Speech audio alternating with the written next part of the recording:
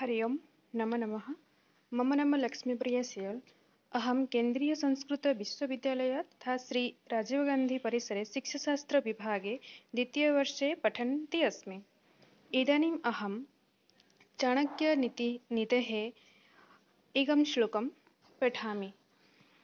परोक्षे कार्यहन्तारं प्रत्यक्षे प्रियवादिनं वर्जयेत्तादृशं मित्रं विषकुम्भं पयोमुखम्।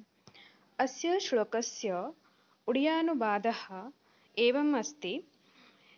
ଯିଏ ସାମ୍ନାରେ ମିଠା ମିଠା କଥା କହି ପଛରେ କ୍ଷତି କରିଥାଏ ଏପରି ମିତ୍ରକୁ ତ୍ୟାଗ କରିଦେବା ଉଚିତ। କାରଣ ସେହି ମିତ୍ରଟି ସେପରି ମାଠିଆ ସଦୃଶ ହୋଇଥାଏ ଯାହାର ମାଠିଆର ଉପର ଭାଗରେ କ୍ଷୀର ଅଥବା ମଧୁ ଭରି ରହିଥାଏ ଏବଂ ଭିତର ଭାଗରେ ବିଷ ପରିପୂର୍ଣ୍ଣ ହୋଇଥାଏ।